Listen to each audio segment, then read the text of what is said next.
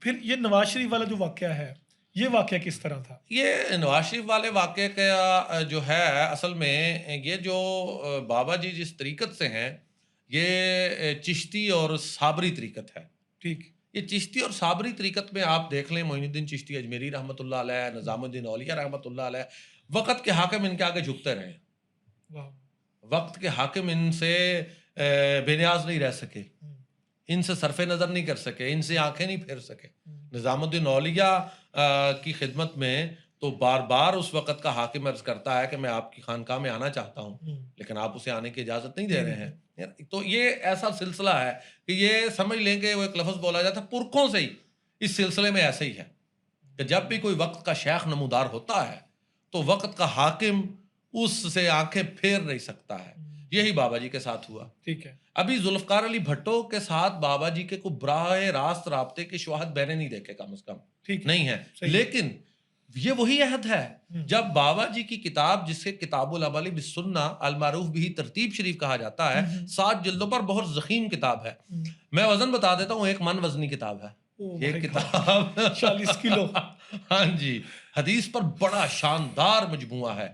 اور یہ ذوالفقار علی بھٹو کے عہد میں جو اسلامی سربراہی کانفرنس ہو رہی ہے اس میں یہ کتاب حکومت پاکستان کی طرف سے سارے اسلامی سربراہوں کو بطور تحفہ پیش کی جاتی ہے.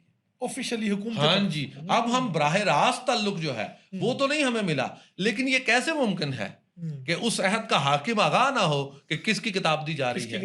اور مولانا کوثر نیازی جو بھٹو کی کابینہ کے وفاقی مذہبی امور کے وزیر تھے، انہیں بھیجا گیا تھا کہ ذرا چیک کر کے آؤ کیسا ادارہ ہے، کیا ایجنڈا ہے، کوئی حکومت مخالف بات تو نہیں ہے. لیکن صورت کیا ہوئی کہ کوثر نیازی آتے ہیں اور بابا جی کو دیکھ کر ایسے متاثر ہوئے کہ انہوں نے جا کر اگلے دن اخبار میں مضمون لکھا جنہیں میں نے دیکھا کہ عنوان سے کہ میں تو حیران ہی ہو گیا ہوں بندہ دیکھ کر کہ ایسا بندہ بھی دھرتی پر پایا جاتا ہے. تو یہ بھٹو سے ہے. پھر اس کے بعد ضیاء الحق ہے. ضیاء الحق سے بھی آپ کا براہ راست آپ کبھی نہیں ملے. ضیاء الحق کبھی نہیں آئے دربار عالیہ میں. لیکن ضیاء الحق نے ایک مشاہد کانفرنس کرائی. صحیح. مشاہد کانفرنس لاہور میں رکھی اور بابا جی کو بھی دعوت نامہ بھیجا. ٹھیک ہے. بابا جی نہیں شامل ہوئے. ضیاء الحق نے فیصل آباد کے ڈپٹی کمشنر کو کہا کہ ہیلی کاپٹر لے کر پہنچو، صوفی صاحب کو وہاں سے لو اور چند منٹ کے لیے انہیں کہیں کہ آپ کو ہیلی کاپٹر پر لے جاتے ہیں، ہیلی کاپٹر پر واپس لے آتے ہیں اور آپ شامل ہو جائیں اس مشاہد کانفرنس میں.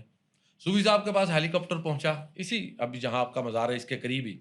کمشنر صاحب نے حاضر ہو کر بتایا جی کہ صدر پاکستان ضیاء الحق صاحب کا یہ پیغام ہے آپ کے لیے. بابا جی نے ایک پیج لیا، اس پر لکھا صدر پاکستان ضیاء الحق صاحب السلام علیکم، فقیر لوگ بادشاہوں کے گھر نہیں جایا کرتے. شکریہ. تو یہ دوسرے حاکم کی میں بات کر رہا ہوں. اس سے بھی ظاہر ہے کہ کیسے ممکن ہے وہ جانتا نہ ہوتا.